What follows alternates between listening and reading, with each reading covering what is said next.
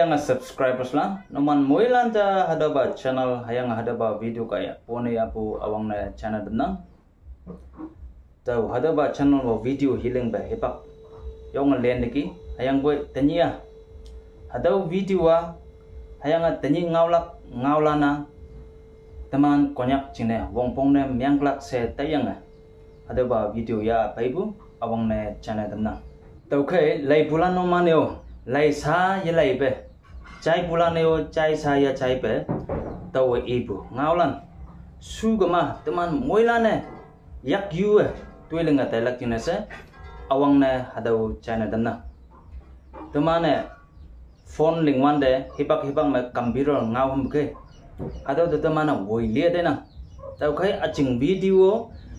YouTube mangi bujine hadawa computer video haya sedayang hakia tatai ke tau ibu sugama tuman moilane jai jade share ne myang jai jade pongdam ma hadawa mai bui khom ma chona dialog chinase hadau awang ne chana damna tani tau tai bu ngau ilaka ngau mi ni dang la I hu te nang ke awang ba ngau mi ka hakia ngona temane han nyui nia mai chonok ya hadaba ngawlan tang ba tau I hu de nang ge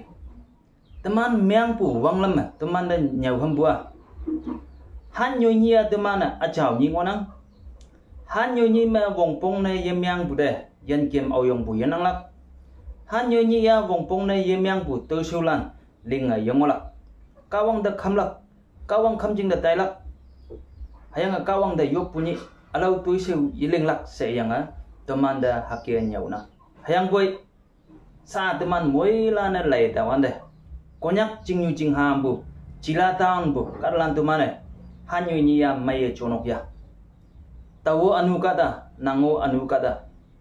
awo tawa chawnang ki se yi oklak hayang boy teman myang bu wanglam mango bu khai hanyu ni ya temane respect ne myang kama mai ha sepu se tawa hadau tai bu jang ngona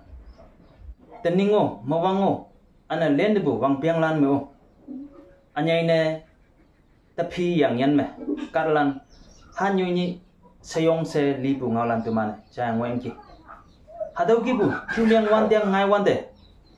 alo te myang bu karlan ne yasi kama alo mi chat mililan ne christian karlan ne hanyu ni emana hang na tai bu hanyu ni yang yanda hang na tai bulan li bu si se yang nong klai ye imane teman da yambu hakia iham na tau kai hadawa temana kanting lak ngau chang wana temana christian kai hanyu nia hamidau ibu kia yom nok te yeta ya boy no ye yob ya boy ye kham ya boy at least nok ma jia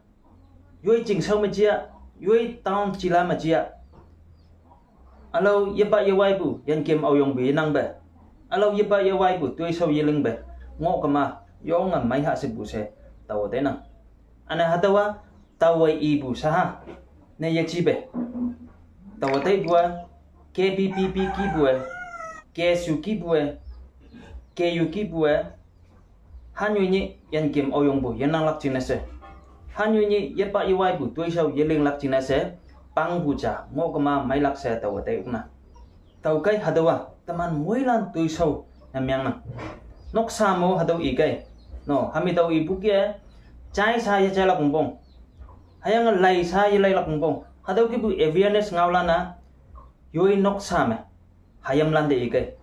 ana ching mabu konyak ching yu ching hambu pumenok lan yo yoi pumenok kar lande I kai hayang society lan yo yoi society mo bu kar lande I kai organization lan yo yoi organization mo bu kar lande I kai taw kai hadawa teman moilane sa dong ya taw lay bu samme yang yow lak ne han yi helai nang alo yan kem au yong bu han yi sayong nang no alo tui sau ling bu han yi sayong ngi nang taw kai tamana christian aja tawo anu kata nango anu kata najia boy han yu nia teman ok pusin respect ne myang yang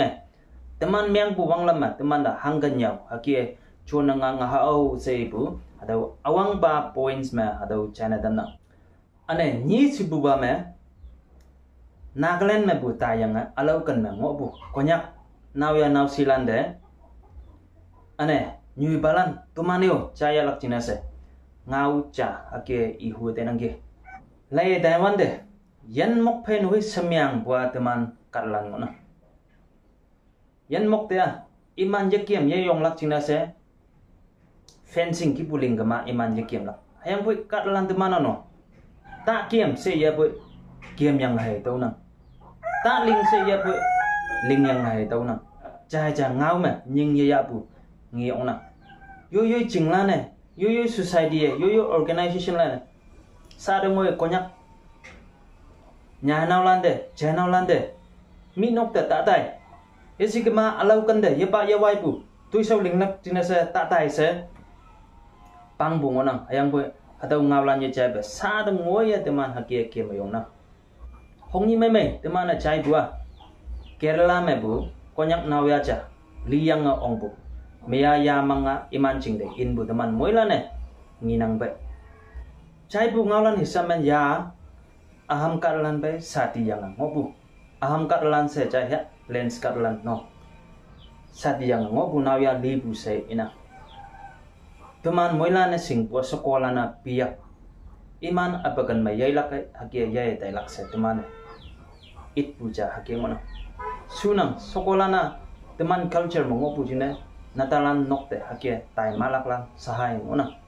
hayang boy sa relationship chang me tawa ihu bua no awang na cha cha singlak mpo natan neo sako au hi se mayang singlak mpo sako natan au hi se mayang singlak mpo hakie cha cha sising min sing phai me hakie ngo bua tawo hado de yesu se ilak yechi college me university me class cha ma so jang e cha cha sising min sing ngo yang phai me relation ngo bua tawo hado de yesu se ina yok lak hado su nang yesi kama office me cham se tuiling e ngoyang phe me ane chai cha nyui ngo wanglam khong kim bu sing yang phe me hayang a nyui balan noi sing yang phe me ngo bua adawa pau bu yechi se ta wo tai una hayang boy lam nyu ma hau bu ka da no restaurant ma hau bu ka da yesi kama alo ye pa ye wai bu lam ma hau bu ka da lan phe relation ngo bua adawa nang ching neo loss hayang a adau chailak jingneo adawa yesu puja mona tau kai nawya naw silan alau kan mongo pu nawya naw silan numan kan tingkai jingmai lam leng e bai nyu bala ne ya hayang ni nok nok sala ne ya nanga hangiling mongo adau ba yesing hayang boy nanga hangiling ye pa ye wai bulam nyu mekiem bu ya esi kema ngau ting lam nyu mekiem bu ya adawa ka wang hayang nang ni he sing na tau kai tinyi bu incident me ya phanyang teman moila ne kan tinggama ngai lak sa tena sa teman culture me sa tibua pumenok sing yang sa tibuna chia boy ane pumenok ye sing be sa tibuna chia boy soko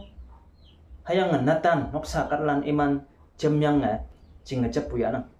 hadau jinga chapu ya yang nok nem yang ada bungona hayang boy lens katalan pe nyu palana ye sing be Cehenau lana yising be, yui nok pongkat lana yising be, sati bua. Hadawa nang jineo los, no. Hayang hadawa safe yana, hadawa no mana sing ya. Sati bua no, ni jingne sati bu iji jayo. Wang piang ni jingne sati bu iji jayo. Hadawa nang jing jen manso, nang mali ngolak jingne. Nok nemyang pungona. Soko hakia ngolak jinne natan lan nok tatai nang hayang natano soko ya bua nang mali se ngolak jinne se nang mali ya phe ngolak jinne se ya bungona tau kai ado nok na myang bua de mane hai hoe ni cha ni jinne ya buki no wang piang ni jinne ya buki hakia ya de lok mbo tau kai hadawa out me ngopu konyak nawya naw silana te lak mbo hami tau ibu kia sadi bujia ane relation mengo pujia no nang partner awisi nang partner hangi bukata si nang partner new balana hangi bukata lan si hadau apong tau yang ngo koma nang do hango tiktari nang ane hadau kaya teman chat heli tang do hango wau tau si habu ya pela hayang boy hami tau ibu ke woi liang o yang no hango ye ji buma seta yang nyu balan ye singbe nang no he ya hang ki bukada nang no he iya hang ki bukada hagi ye singbe relation ngok kama ane sadi kama adawa nang jingneo ye mailak ayang teman chat heli jingneo adawa ni jaba bau tau si hai bu ya apela tau kai out mengopu konyak hayam lane konyak youngsters lane adawa maya ja yang tau ibu me jan hoi nang adawa sunang sete kama hagi ling yi lak tinase tenyi bu video ma tau ngau ni anyai na teman moila na te nyu lak tinase adawa chadana adawa ngau lana sa tau ibu ki konyak youngsters lan iman sa ibu ji yang bu konyak nyu balan temaneo adawa hayam lan di ilak pungpong adawa temana phongchong ma share na myang lak pungpong hagi ji be chai sa cha yang ane lai sa lai yang hagi moili ngok kama teman society ma hango changes je pela auhi iya boy taw iya boy alo kar lan iya boy adawa mai bu points igama teman moila na ya yang hayang yak yu yang tuiling hau se tenyi bu video ka teman moila na chai lak tin se hakia sok no ngaulan pong tembung ona lai bulan hayang chai bulan numan ase de kawang moi mansi ane tawoyo numan de minyong phabu ngaulan chadana